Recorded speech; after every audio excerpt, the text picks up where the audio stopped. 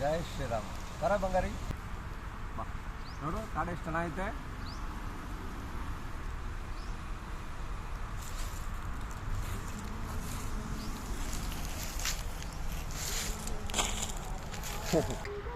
ಜೈ ಶ್ರೀರಾಮ್. ಜೈ ಶ್ರೀರಾಮ್. ಎಲ್ರಿಗೂ ನಮಸ್ಕಾರ. ಪ್ರತಿಯೊಬ್ಬರು ಎಲ್ಲ ಸೋಷಿಯಲ್ ಮೀಡಿಯಲ್ಲಿ ನೋಡ್ತಿದ್ದೀರಿ, ಭಾರತೀಯ ಜನತಾ ಪಾರ್ಟಿ ಅಂದರೆ ನಮ್ಮ BJP ಪಕ್ಷ 27 ವರ್ಷದ ನಂತರ ಮತ್ತೆ ದೆಹಲಿಯ ವಿಧಾನಸಭೆ ಚುನಾವಣೆಯಲ್ಲಿ ಅಧಿಕಾರಕ್ಕೆ ಬಂದಿದೆ. ನಿಜವಾಗ್ಲೂ ಸಂತಸದ ವಿಷಯ. ಯಾಕೆಂದರೆ 27 ವರ್ಷದವರೆಗೂ ನಮ್ಮ BJP ಪಕ್ಷ ಆಡಳಿತ ಮಾಡೋಕ್ಕಾಗಲಿಲ್ಲ. ಇವಾಗ 27 ವರ್ಷದ ನಂತರ ನಮ್ಮ BJP ಪಕ್ಷ ಮತ್ತೆ ಅಧಿಕಾರಕ್ಕೆ ಬಂದಿದೆ. ನಿಜವಾಗ್ಲೂ ಮೋದಿಜಿಯವ್ರಿಗೆ ಎಷ್ಟು ಥ್ಯಾಂಕ್ಸ್ ಹೇಳಿದ್ರು ಕಡಿಮೆ. ಮತ್ತು ಇನ್ನೂ ಕೆಲ ವಿರೋಧ ಪಕ್ಷದವರು ಕುಂಭಮೇಳದ ಬಗ್ಗೆ ಮಾತಾಡ್ತಿದ್ದಾರೆ. 144 ವರ್ಷಕ್ಕೊಮ್ಮೆ ಬಂದಿರೋ ಕುಂಭಮೇಳ. ನಿಜವಾಗ್ಲೂ ನಾವು ಈ ಟೈಮಲ್ಲಿ ಬದುಕಿದ್ದೀವಿ ಅನ್ನೋದೇ ಒಂದು ಪುಣ್ಯ ನಮಗೆ. ಕೋಟ್ಯಾಂತರ ಜನ ಹೋಗಿ ತ್ರಿವೇಣಿ ಸಂಗಮದಲ್ಲಿ ಸ್ನಾನ ಮಾಡಿ ಅಮೃತ ಸ್ನಾನ ಮಾಡಿ ಬರ್ತಿದ್ದಾರೆ. ನಿಜವಾಗ್ಲೂ ಪುಣ್ಯವಂತರು ಅವರೆಲ್ಲರೂ. ಟೀಕ್ಸೋದಕ್ಕೆ ಬೇಜಾನ್ ವಿಷಯಗಳು ಇರುತ್ತೆ. ಹಾಗಾಗಿ ಕೆಲವು ವಿರೋಧ ಪಕ್ಷದವರು ಅದನ್ನೇ ಅಡ್ವಾಂಟೇಜ್ ಮಾಡಿಕೊಂಡು ಮೋದಿಜಿಯವ್ರ ಬಗ್ಗೆ ಅವಹೇಳನಕಾರಿ ಮಾತುಗಳನ್ನ ಆಡಿದರು. ಕುಂಭಮೇಳದಲ್ಲಿ ಅಮೃತ ಸ್ನಾನ ಮಾಡಿದ್ರೆ ಗರೀಬ್ ಹೋಗುತ್ತಾ, ಅಂದರೆ ಬಡತನ ಹೋಗುತ್ತಾ, ಮೋದಿಜಿ ಅಮಿತ್ ಶಾ ಅವರು ಎಷ್ಟು ಸತಿ ಮುಳುಗಿದ್ರು ಅವರು ಸ್ವರ್ಗಕ್ಕೆ ಹೋಗಲ್ಲ ಅಂತ ಹೇಳಿದ ಪುಣ್ಯಾತ್ಮ ಎಲ್ಗೋಯ್ತಾರೋ ಭಗವಂತಂಗೆ ಗೊತ್ತು.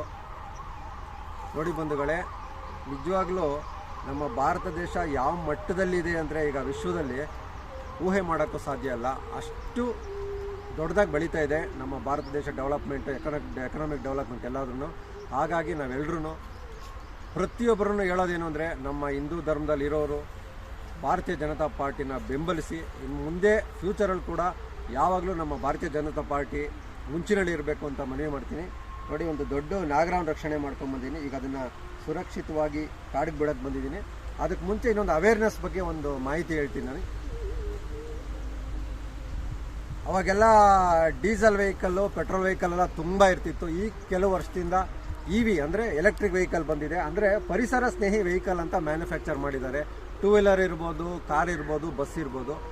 ಹೌದು, 100%. ಯಾಕೆಂದರೆ ಅದರಿಂದ ಏನೂ ಪೊಲ್ಯೂಷನ್ ಆಗಲ್ಲ. ಹೊಗೆ ಬಂದರೆ ಡೀಸೆಲು ಪೆಟ್ರೋಲಿಂದ ಸ್ವಲ್ಪ ಪೊಲ್ಯೂಷನ್ ಆಗುತ್ತೆ. ಅದು ಒಳ್ಳೆ ನಿರ್ಧಾರ ತಗೊಂಡು ಮ್ಯಾನುಫ್ಯಾಕ್ಚರ್ ಮಾಡ್ತಾ ಇರೋದು.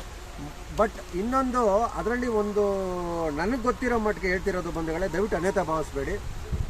ನನಗೆ ಒಂದು 2-3 ಕಡೆ ಅನುಭವ ಆಗಿದೆ. ಇದು ಎಲೆಕ್ಟ್ರಿಕ್ ವೆಹಿಕಲ್ಗಳು ಓಡಾಡಬೇಕಾದ್ರೆ ಸೌಂಡ್ಲೆಸ್, ಅರ್ಥ ಮಾಡ್ಕೊಳ್ಳಿ. ಈಗ ನಾನು ಪರಿಸರ ಪ್ರಾಣಿ ಪಕ್ಷಿ ಸಂರಕ್ಷಕ, ಮುಖ್ಯವಾಗಿ ಪ್ರಾಣಿಗಿಂತ ಹೆಚ್ಚಾಗಿ ಪ್ರೀತಿಸ್ತೀನಿ ಎಲ್ಲ ಪ್ರಾಣಿಗಳನ್ನೂ. ಈಗ EV ವೆಹಿಕಲ್ಗಳು ಮನೆಗಳಲ್ಲಿ ನಿಲ್ಲಿಸಿರ್ತಾರೆ. ಈಗ 2 ವೀಲರ್ ಇರ್ಬೋದು, 4 ವೀಲರ್ ಇರ್ಬೋದು. ಅದು ಸೌಂಡ್ಲೆಸ್ಸು ಮುಂದಕ್ಕೆ ಹೋಗಬೇಕಾದ್ರೆ. ಈಗ ಒಂದು ಪ್ರಾಣಿಗಳೆಲ್ಲ ರೋಡಲ್ಲಿ ಮಲ್ಕೊಂಡಿರ್ತವೆ, ನಾಯಿ ಇರ್ಬೋದು, ಬೆಕ್ಕಿರ್ಬೋದು, ಇನ್ನಿತರ ಪ್ರಾಣಿಗಳು. ಅವಕ್ಕೆ ಯಾವುದಾದ್ರು ಶಬ್ದ ಮಾಡೋ ವೆಹಿಕಲ್ ಬಂದರೆ ಇಮಿಡಿಯೇಟ್ ಗೊತ್ತಾಗಿ ಸೈಡ್ಗೆ ಹೋಗ್ಬಿಡ್ತವೆ. ಆದರೆ EV ವೆಹಿಕಲ್ಗಳು ಬಂದರೆ ಗೊತ್ತಾಗೋದಿಲ್ಲ. ದಯವಿಟ್ಟು ಯಾರ್ಯಾರು ಎಲೆಕ್ಟ್ರಿಕ್ ವೆಹಿಕಲ್ಗಳು ಓಡಿಸ್ತಾ ಇದ್ದೀರಿ, ನೀವು ಮನೆಗಳಲ್ಲಿ ಕಾರ್ಗಳು ನಡೆಸಿದ್ರೆ ಕಾರು ಎತ್ತಕ್ಕೆ ಮುಂಚೆ ದಯವಿಟ್ಟು ಒಂದು ಸತಿ ಶಬ್ದ ಆರನ್ ಮಾಡಿ ಕಾರ್ ಮೂವ್ ಮಾಡಿ. ಯಾಕೆಂದರೆ ಸೌಂಡ್ ಬರೋದಿಲ್ಲ. ಕೆಳಗಡೆ ಯಾವುದೋ ಪ್ರಾಣಿ ಮಲ್ಕೊಂಡಿರುತ್ತೆ, ಅದ್ರ ಮೇಲೆ ಹತ್ಸ್ಬಿಟ್ರೆ ಸುಮ್ಮನೆ ಒಂಥರ ಆಕ್ಸಿಡೆಂಟ್ ಆಗುತ್ತೆ. ಅದಕ್ಕಾಗಿ ಪ್ರತಿಯೊಬ್ಬರನ್ನು ಮನವಿ ಮಾಡ್ತಾಯಿದ್ದೀನಿ. EV ವೆಹಿಕಲ್ಸ್ ಅವರು ದಯವಿಟ್ಟು ಹಾರನ್ ಮಾಡದೆ ವೆಹಿಕಲ್ನ ಎತ್ತಬೇಡಿ. ಎಲ್ಲರೂ ಸೇರಿ ಪರಿಸರ ಪ್ರಾಣಿ ಪಕ್ಷಿಗಳನ್ನ ರಕ್ಷಣೆ ಮಾಡೋಣ. ಜೈ ಶ್ರೀರಾಮ್. ಬರೋ ಪುಟ್ಟ. ಜಯ ಆಂಜನೇಯ. ಅಲ್ಲ ಬಂಗಾರಿ ಬಾಮ್ಮ, ನೋಡ ಎಷ್ಟು ಚೆನ್ನಾಗಿ ಜಾಗ. ಅಲ್ಲ ಬಾಮ್ಮ, ಬರ ಬರ. ಅಲ್ಲಿ ನೋಡಲ್ಲಿ.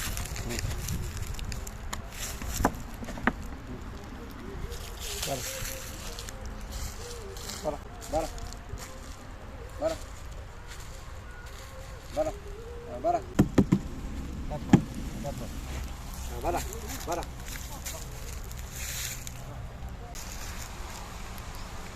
ಜೈ ಶ್ರೀರಾಮ್. ಬರ ಬಂಗಾರಿ.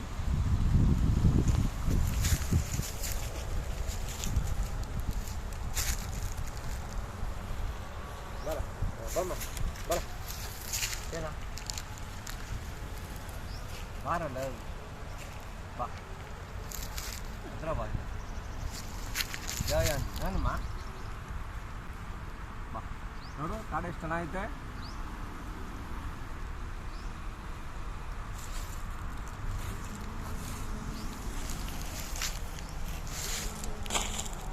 ಚೆನ್ನಾಯ್ತಣ್ರ.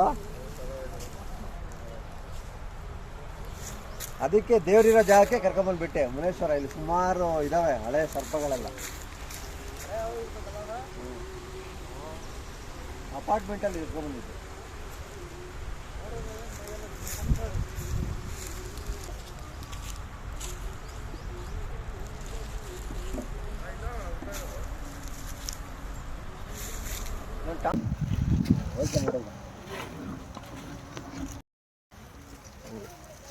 ಹತ್ರ